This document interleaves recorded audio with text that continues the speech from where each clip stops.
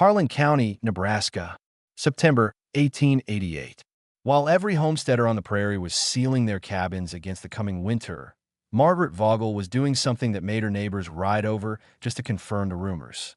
The German widow was digging a hole in the earth behind her cabin and building a kitchen underground, a full brick baking oven 4 feet below the surface. The German woman has lost her mind with grief. She's burying herself alive. Nobody understood what Margaret knew about earth and ovens that would keep her family fed and warm while her neighbors went hungry. Subscribe and tell me in the comments where you're watching from. Margaret Vogle had spent 30 years learning the rhythms of bread. Born in a small village in the Black Forest region of Bowdoin, she had stood beside her mother at the communal village oven from the age of 8, learning to read dough the way other children learn to read books. She knew how flour absorbed water differently in humid summers than in dry winters. She knew how yeast responded to temperature, rising eagerly in warmth and sleeping in cold. She knew that a proper brick oven held heat for hours after the fire died, baking loaf after loaf on stored energy alone. In Bowdoin, the village bakehouse was partially underground. The baking chamber sat 4 feet below the surface, dug into a hillside with thick stone walls and a brick dome that had been absorbing and releasing heat for 200 years. The women of the village baked twice weekly, and each baking session warmed the chambers above the oven for most of the day. Bread and warmth came from the same fire. Nothing was wasted. This was simply how things were done. Margaret married Wilhelm Vogle at 19 and spent 15 years baking in that underground oven before they decided to seek land in America. They arrived in Nebraska in 1882 with their 3 children, $200 in savings, and dreams of owning soil that belonged to them alone.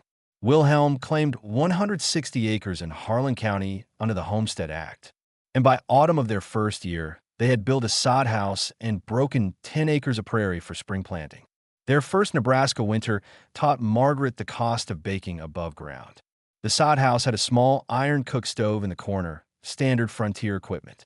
Margaret baked bread on it twice weekly, as she always had, but everything was wrong. The heat from baking rose straight to the ceiling and dissipated within an hour of the fire dying.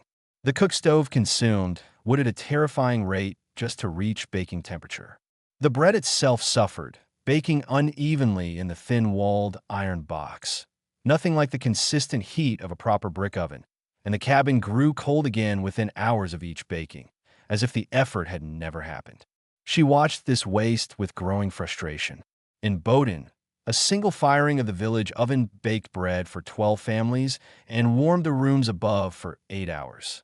Here, her small cook stove baked bread for 1 family and warmed nothing at all. The heat went up and out, lost to the Nebraska wind. Wilhelm died in the winter of 1887. I'm thrown from a horse on an icy December morning.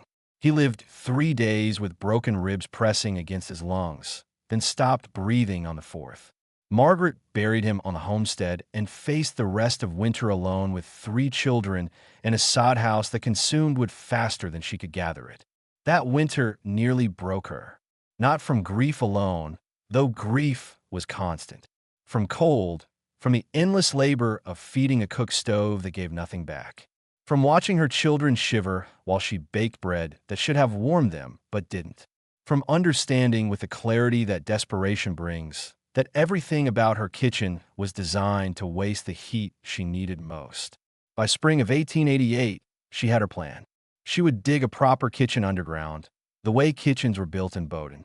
She would construct a brick baking oven with 2,000 pounds of thermal mass that would hold heat for hours after each firing. The underground chamber would maintain earth temperature year-round, 55 degrees, never freezing no matter how cold the air above, and the heat from baking would rise through a passage in her cabin, warming her family as a byproduct of making bread. Her neighbors would think grief had stolen her reason. But Margaret had spent 30 years listening to ovenins, and ovenins had never lied to her. The argument with Anna came on a warm May evening when Margaret showed her daughter where she intended to dig. "You want to build a kitchen in a hole," Anna said, staring at the stakes her mother had driven into the prairie behind the cabin. 4 foot underground like a root cellar, but with an oven inside. Not like a root cellar, like the bakehouse in Bowden. Your grandmother baked in an underground oven for 40 years. Her mother before her. The earth holds temperature steady. The bricks hold heat for hours. The warmth rises into the rooms above. Nothing is wasted. Mama, this is Nebraska, not Bowden. We don't have stone hills to dig into. We have dirt that turns to mud when it rains and dust when it doesn't. Anna gestured at the flat prairie stretching to every horizon. How do you keep an underground kitchen from flooding? From collapsing. I line the walls with stone from the creek. I build a proper drainage channel. I slope the floor toward a sump that I empty after storms. Margaret pointed to her sketches drawn on brown paper with careful measurements. The passage connects to the cabin at an angle, rising 4T over 12 feet of length. Heat rises. Warm air from baking flows upward into the cabin. We bake bread and heat the house with the same fire. Word reached the settlement within 2 weeks. Samuel Hendress, an American rancher who had homesteaded the adjacent quarter section, rode over in late May to see if the rumors were true. He found Margaret behind the cabin, excavating a pit with her 2 sons, while Anna hauled buckets of earth to a growing mound. Mrs. Vogle, Rick's call from his horse. See, folks at the store are saying you're digging a kitchen underground. They're saying you're building a baking oven in a hole in the ground. Margaret climbed out of the pit, shovel in hand. Not a hole, a proper bakehouse, the way they build them in the old country. Underground. Cricks shook his head slowly. Ma'am, I've seen root cellars collapse after heavy rain. I've seen dugouts flood and drown the livestock inside. You put a hot oven underground with your children nearby. You're asking for tragedy. An oven 4 foot down sits in earth that never freezes. The bricks hold heat 8 hours after the fire dies. Every time I bake bread, I heat my cabin for free. Above ground, all that heat goes up the chimney and is lost. Cricks laughed, not crewy, but with genuine bewilderment. Ma'am, with respect, cooking heat doesn't warm a house. It makes the kitchen hot for an hour and then it's gone. That's why we keep cook stoves small. Any bigger, and they'd run you out of the room. A cook stove is iron. Iron heats fast and cools fast. A brick oven is 2,000 pounds of stone. It heats slowly and holds heat for half a day. The old country knew this. My grandmother knew this. I am not inventing anything. I am remembering. Cricks turned his horse. Your homestead. Your choice. But when that underground oven floods, or collapses, or suffocates your family with smoke, don't say nobody warned you. Anna watched Cricks right away. She turned to her mother, her expression torn between loyalty and fear. He may be right. Everything here is different than Bowden. The soil, the weather. The storms that come from nowhere and drop 6 in of rain in an hour. The earth is the same everywhere, Margaret replied. 4T down, the temperature holds steady summer and winter. Physics does not change because we cross an ocean. She picked up her shovel. Your grandmother baked bread in an underground oven through 2 wars and 40 winters. I will bake bread through Nebraska. What Margaret Vogle understood from 30 years of baking in Bowden, modern thermal engineers would later quantify with precision. But the principles she was applying had been tested through centuries of European village bakehouses that understood heat in ways American frontier construction had forgotten. The fundamental insight was earth temperature. Below the frost line, typically 3 to 4 feet in Nebraska's climate, the earth maintains a nearly constant temperature year-round. While surface air swings from -20 in January to 95 in July, the soil 4 foot down holds steady between 50 and 55 degrees regardless of season. This thermal stability exists because Earth is a massive heat sink, absorbing summer warmth slowly and releasing it slowly through winter. An underground chamber doesn't fight the weather. It ignores it. A kitchen built 4 foot underground starts every day at 55 degrees. In January, when above-ground cabins wake to 20 degrees inside and must burn precious fuel just to reach livable temperature, an underground kitchen is already halfway there. The earth provides free heating in winter and free cooling in summer, asking nothing in return but the labor of digging. The brick oven amplified this advantage dramatically.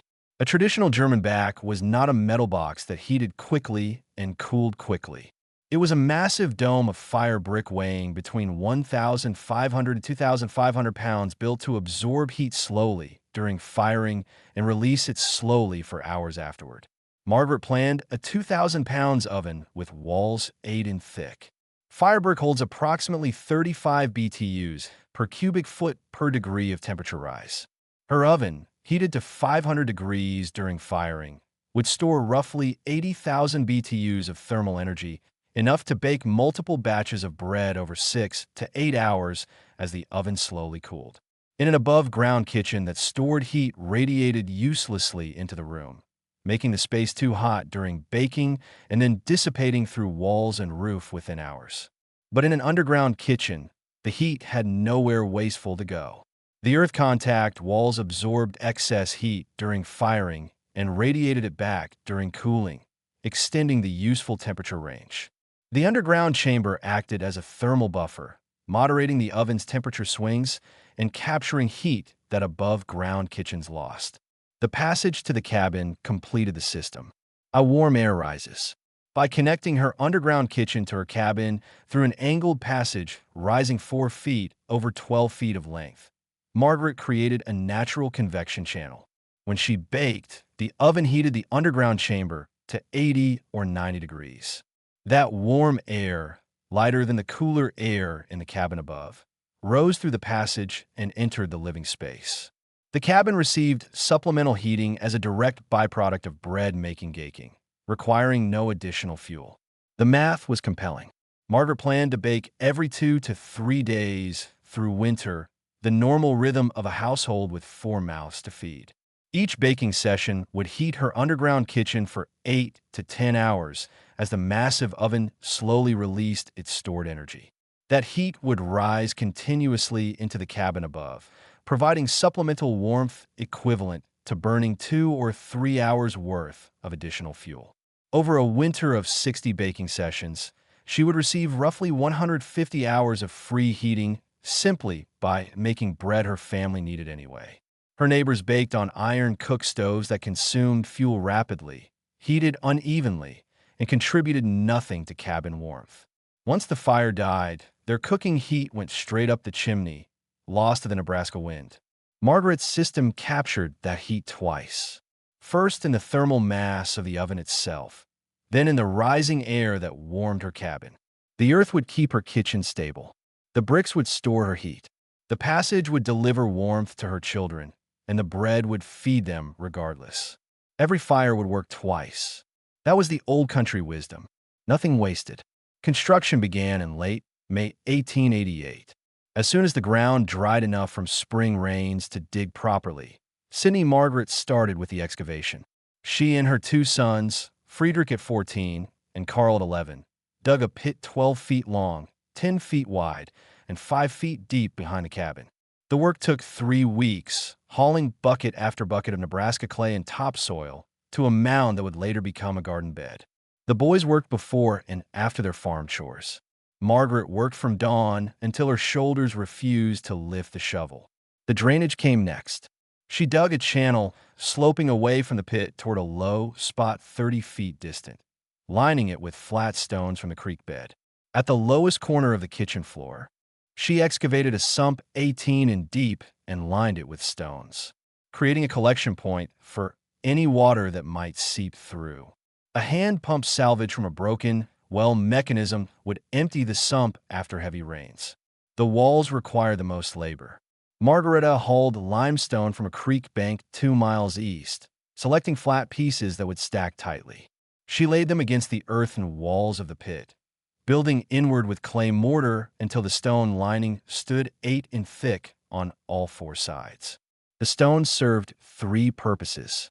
It prevented earth collapse, it stopped moisture seepage, and it added thermal mass that would moderate temperature swings. The floor she laid with flat sandstone slabs bedded on 4 in of packed gravel for drainage. The finished floor sat exactly 4 feet below the surface of the surrounding prairie, made deep enough to reach stable earth temperature, but shallow enough to allow comfortable headroom with a 70 ceiling. The oven itself was a precise piece of masonry that consumed 6 weeks of Margareta's evenings. She purchased fire brick from a supplier in Republican City. 400 bricks that cost her $12 and most of her remaining savings from Wilhelm's life. The bricks arrived by wagon in late June, and she began construction immediately. The oven floor measured 4 feet wide by 5 feet deep, laid on a base of rubble stone and clay. The dome rose in careful courses, each ring of bricks stepping slightly inward until the arch closed at 30 in above the floor. The walls were 8 in thick throughout with an outer layer of common brick and clay, adding another 4 in of insulation. The completed oven weighed approximately 2,000 pounds and contained a baking chamber large enough for 6 loaves of bread or 4 pies at once. The flue she designed with care learned from Bowden. A short chimney rose from the back of the oven dome, drawing smoke through a channel that ran along the ceiling of the underground kitchen before exiting through a pipe that emerged 10 feet from the cabin. The horizontal run allowed the smoke to surrender much of its heat to the kitchen chamber before escaping. Every BTU captured was a BTU saved. The passage to the cabin was the final element. Margaret cut through the cabin's foundation at floor level and excavated a tunnel 12 feet long, rising from the underground kitchen to the cabin at a steady angle. She lined it with stone and covered it with heavy planks, it creating a channel 4 feet wide and 3 foot tall. A wooden door at the cabin end could close the passage when the kitchen wasn't in use. Anna stood in the completed underground kitchen on the first evening of August, watching the setting sun paint the stone walls gold through the open stairway. The massive brick oven dominated the far wall, waiting for its first firing. "It looks like a cave," she said quietly. "A cave with an oven." Margaret ran her hand along the cool stone wall. "It looks like Bowden.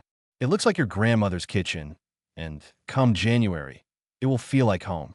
By late September, the Vogle underground kitchen had become the most discussed structure in Harland County. The summer curiosity had shifted into something closer to genuine alarm as winter approached. "It's unnatural," one farmer's wife declared at the general store in Alma. A woman baking bread in a hole in the ground, like some kind of animal living in a burrow, and those poor children climbing down into the earth every time they want a meal. The grief has taken her mind. The technical objections multiplied as the weather cooled. Samuel Hicks rode over in late September with new concerns, his breath beginning to steam in the cold morning air. "Mrs. Vogle, I've been thinking about your underground kitchen," he said, sitting his horse at the edge of the property. "What happens when that oven fills your hole with smoke, when your children can't breathe down there?" Margaret had anticipated this. The flue draws smoke out through a channel that exits 10 feet from the cabin. The draft pulls air down the stairs, across the kitchen, and up through the chimney. The smoke never enters the room. I tested it last week with a small fire. The draw is perfect, and when the walls collapse, when heavy rain turns that hole into a pond. Stone walls lined 8 in thick. Drainage channel sloped to a sump with a pump. The floor is gravel beneath sandstone. Water has a path out. The walls have strength to stand. She gestured toward the opening. "Come down and see for yourself." Hicks declined with a shake of his head.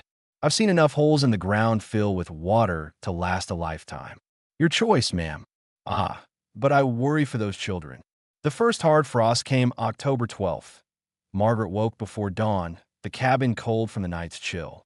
She descended the stone steps into her underground kitchen and pressed her palm against the wall. Cool, but not cold. The earth held steady at 54 degrees despite the frost above.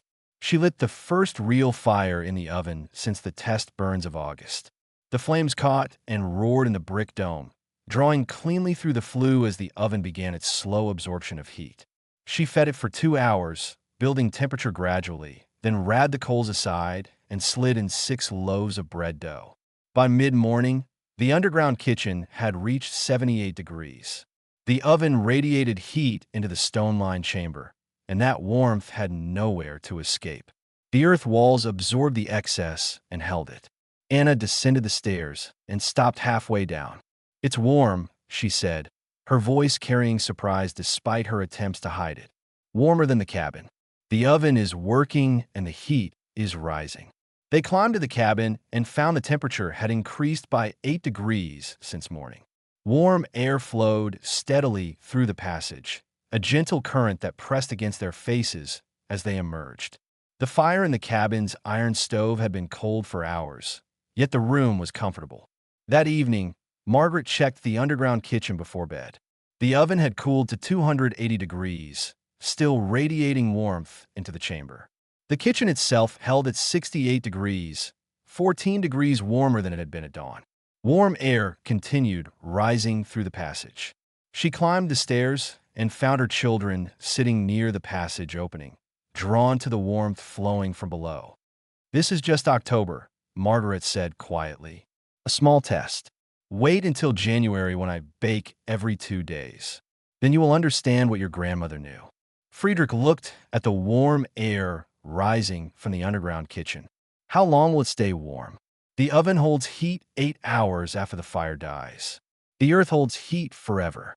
We will see which runs out first." January 1889 arrived with a brutality that old-timers would reference for decades. An Arctic front descended from Canada on January 6th, driving temperatures from a manageable 12 degrees to -18 by midnight. Dawn on January 7th brought -4. By the morning of January 11th, the thermometer outside the general store in Alma read 31 degrees. The wind screamed across the open prairie at 40 miles per hour, finding every gap in every cabin, pushing wind chills to levels that could freeze exposed flesh in under a minute. The Nebraska prairie offered no shelter, no hills to block the wind, no forest to break its force, just flat, frozen emptiness stretching to every horizon while families huddled in cabins that couldn't hold heat no matter how much fuel they burned. Samuel Hendrick's ranch house, considered one of the best built in the county, ran its 2 iron stoves around the clock. His wife, Clara, fed them every hour through the night, hauling wood from a pile that diminished at terrifying speed. The main room held 38 degrees on good hours, dropping to 32 between feedings. The bedrooms never climbed above freezing. His children slept in coats under every blanket the family owned, waking with frost on their breath. Food became a crisis within the first week. Clara Hendricks had baked bread on January 4th before the cold snap hit. By January 10th, it was gone. She attempted to bake more on January 11th, but the iron cook stove couldn't reach proper temperature. The cabin was so cold that heat escaped the stove faster than the fire could produce it. The bread came out dense and gummy, barely edible. She burned through a quarter quart of wood, trying to bake 6 loaves, and still failed. Across the settlement, the story repeated. Families burning wood at desperate rates just to stay alive. Cook stoves that couldn't maintain baking temperature because cabin air stole heat faster than the fire replaced it. Bread running out. Preserved meat frozen solid in pantries that should have been cool but not freezing. Children developing coughs from breathing cold air and wood smoke. The daily labor of survival, consuming every waking hour. 3 miles north, the Erickson family ran out of flour on January 12th. They had planned to resupply in town, but the cold made the 8 m trip impossible. The horses would freeze before reaching Alma. The family ate dried corn and salt pork for 6 days straight, their bodies craving the bread that every Nebraska winter demanded. Nobody thought about the Vogle homestead during those first terrible days. A widow with 3 children living in a sod cabin with an underground kitchen that everyone said would flood or collapse or fill with smoke. If anyone survived the cold snap, the thinking went it wouldn't be them. But on the morning of January 13th, Clara Hendricks noticed something strange. Thin smoke rose from a pipe near the Vogle cabin, steady and pale, but the cabin's own chimney showed almost nothing. And through the frozen air, she could swear she smelled bread. Fresh bread, the smell of yeast and flour and proper baking that no one in the county had managed since the cold arrived. At the Vogle homestead, Margaret descended into her underground kitchen at dawn on January 11th, the coldest morning of the cold snap. The stone steps were cool, but not icy. The kitchen itself held at 53 degrees, the earth keeping its promise despite 31 below at the surface. She lit the oven fire and built it carefully for 2 hours. By mid-morning, She slid in 8 loaves of bread, enough for her family and extra to spare. The underground chamber warmed to 82 degrees. The passage to the cabin above carried that warmth upward in a steady flow. Her children sat near the passage opening in regular clothes, comfortable, while the wind howled across the frozen prairie above. The oven held heat. The earth held temperature, and the bread baked perfectly, golden and risen, while her neighbors went hungry. Clara Hendress reached the Vogle homestead just after noon on January 14th. The walk had taken nearly an hour through snow that crunched like broken glass and wind that cut through every layer she wore. Her face was raw beneath her scarf. Her fingers ached inside 2 pairs of mittens. She had wrapped herself in every piece of clothing she owned and still felt the cold pressing through to her bones. She came because she smelled bread. For 3 days she had smelled it, carried on the frozen wind from the Vogle place, and she could no longer pretend it wasn't real. Her own family hadn't eaten fresh bread in 10 days. Her children were living on corn mush and salt pork. And somewhere, impossibly, a widow with 3 children was baking. Anna opened the cabin door. What came through that doorway stopped Clara Hendress where she stood. Warmth rolled out into the frozen air. Not the blast of a roaring fire, but something gentler, steadier, rising from below rather than radiating from a single source. And the smell. Fresh bread, yeast, and flour, and the golden brown crust of a proper loaf. "Mrs. Rise," Anna said calmly. "Come in before you freeze." Clara stepped inside, and Margaret closed the door behind her. The cabin was warm. Not hot, not the scorching heat of a stove running at maximum, but genuinely comfortable. The iron stove in the corner held only a small fire, barely enough to notice. Yet the room was warmer than her own cabin had been since December. She looked at the floor and saw the opening to the passage. Warm air flowed upward from it, a steady current she could feel against her face. The smell of bread came from below. "You're baking," Clara said, or her voice strange in her own ears. "You're actually baking every 2 days since November," Margaret replied. "Come, I'll show you." She led Clara down the stone steps into the underground kitchen. The temperature rose with each step. By the time Clara reached the bottom, she stood in a room that felt like late spring, warm and still, and impossible. The massive brick oven dominated the far wall. Its surface radiating heat she could feel from 6 feet away. On a wooden table beside it sat 8 loaves of bread, golden brown and perfectly risen, cooling on wire racks. Clara pressed her palm against the stone wall. Warm. She touched the oven's exterior. Hot, but not burning. She looked at the thermometer Margaret had mounted near the stairs. 74 degrees. Clara read aloud. It's 74 degrees underground. The oven heats the room. The earth holds the heat. The walls don't leak it away like cabin walls do." Margaret gestured at the passage above, and the warm air rises into the cabin. "Every time I bake, I heat my home for 8 hours. How much wood does the oven use? I fire it for 2 hours to reach baking temperature. Perhaps 40 pounds of wood. Then I bake for 6 hours on stored heat alone. The same fire that makes bread heats my cabin and my kitchen." Clara did the math. 40 pounds of wood for 8 hours of heating, plus bread for the family. She burned 40 pounds every 4 hours just trying to keep her cabin above freezing and still couldn't bake. She looked at the bread cooling on the table. 8 loaves, enough to feed the Vogle family for 2 weeks with some spare. "I haven't baked bread in 10 days, Clara said quietly. "My cook stove won't hold temperature. My children are eating corn mush." Margaret lifted 2 loaves from the rack and held them out. "Take these. Come back in 2 days, and I'll have more. And tell your husband to come see the kitchen himself." Clara took the bread, still warm in her hands. She held it against her chest like something precious. "I told Samuel you drowned down here, that the smoke would choke your children." Margaret nodded once. "The earth keeps its promises. Water drains away. Smoke draws out. Heat stays where you put it. The old country knew this. Now you know it, too." Clara Hendress did not keep what she saw to herself. By January 16th, she had described the Vogle underground kitchen to every woman she encountered at the desperate gathering of neighbors who had trudged through the cold to share resources. Most didn't believe her. One farmer's wife laughed bitterly. "You're telling me the German widow is baking bread in a hole while we can't keep our cook stoves lit? Clara, the cold's gotten to your head." "I'm telling you what I saw with my own eyes," Clara replied. "I stood in that kitchen, and it was 74 degrees.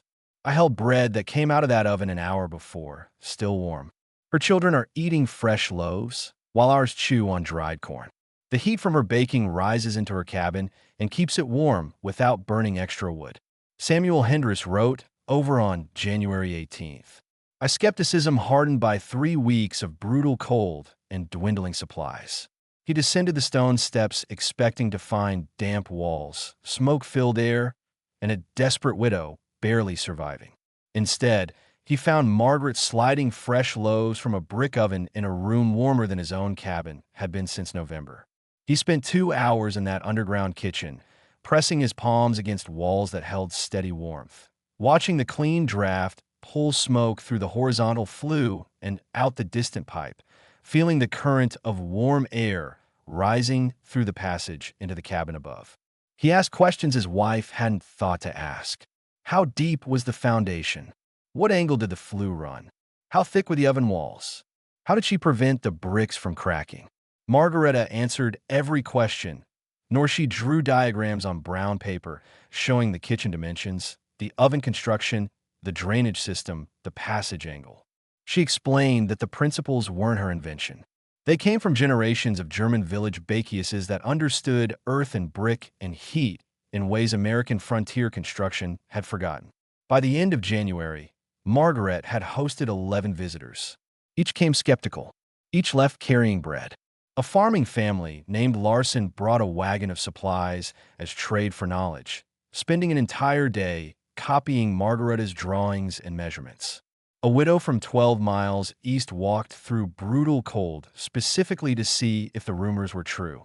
She stayed 3 hours warming herself in the underground kitchen, eating fresh bread with butter, weeping quietly at the simple comfort she had forgotten existed.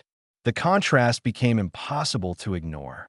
Families with above-ground kitchens were burning through wood at desperate rates, unable to bake, eating whatever preserved food remained. Margaret baked every 2 days, fed her family fresh bread, and heated her cabin as a byproduct. Her wood consumption was roughly 1/3 what her neighbors burned, and her family ate better than anyone in the county. Samuel Hendris was first to ask for help planning his own underground kitchen. He arrived in late February as the worst of the cold finally broke, carrying rough sketches of his property. "Can you show me how to build one of these?" he asked.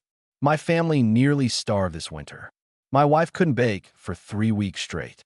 I burned through my entire wood pile and still had ice on the floors. I can't do that again." Margaret studied his sketches. "Your cabin sits on a slight slope. Good for drainage. You'll need to dig deeper on the uphill side to keep the floor level. The oven should face the passage, so heat flows directly toward the cabin." She looked up at the man who had warned her about collapse and suffocation and drowning. "The earth keeps its promises, Mr. Hendris. I'll teach you how to listen to them."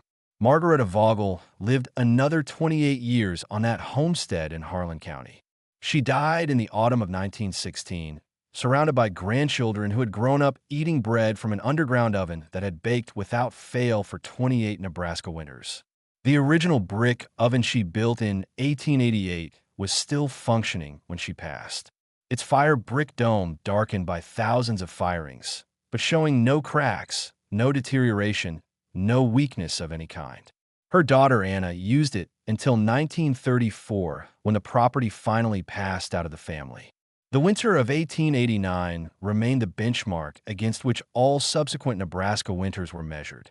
Old-timers in Harlan County would ask each other, "Is it as bad as '89?" And the answer was almost never yes. But even mild winters still tested families who clung to above-ground kitchens out of habit or stubbornness. Every failed baking attempt, every cabin that couldn't hold heat, reminded them of what Margaret had proven possible. By 1895, 9 homesteads in the county had underground kitchens of some variation. Not all were identical, Some used sod walls instead of stone where limestone was scarce. A farmer named Gustafson built his oven smaller, only 1,200 pounds, finding it sufficient for his family of 3. A widow named Patterson connected her underground kitchen to a root cellar, creating a combined food storage and baking facility that maintained perfect temperature year-round. Each modification reflected local materials and individual needs, but the core principle never changed. Dig below frost line. Build thermal mass. I capture heat twice. Let the earth keep its promises.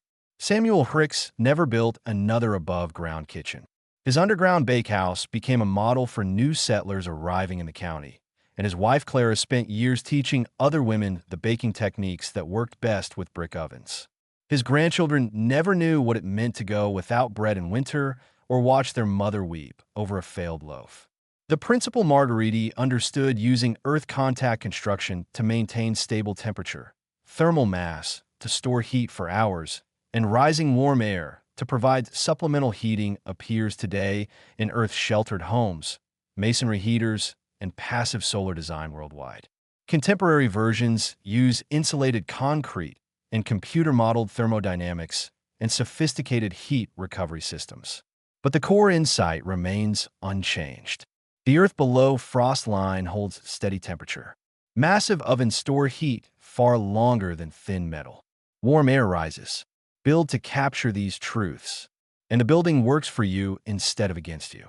What Margaret knew, what her mother and grandmother knew in Bowdoin, was that cooking and heating were never meant to be separate labors. Every fire should work twice.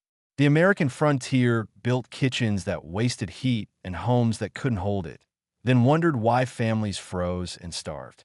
Margareta built a kitchen that captured every BTU and delivered it where her family needed it most. Anna outlived her mother by 12 years. She spent her final winters in the cabin they had saved together, descending into the underground kitchen to bake bread the way her mother taught her, feeling the warmth rise through the passage into the rooms above. After she passed, her son found a note tucked into the family Bible written in Anna's careful German script. She said the earth would keep us warm. The neighbors said she was burying herself alive with grief. The earth kept us warm for 28 winters. The neighbors burned their furniture and still couldn't bake bread. We baked bread every 2 days and heated our home for free. She understood something they never learned. Fire is precious, too precious to use only once. Build an oven that remembers heat. Build a kitchen that shares it. Build a passage that carries it where your children sleep. Let every flame do the work of two. The old country knew this. Now Nebraska knows it too.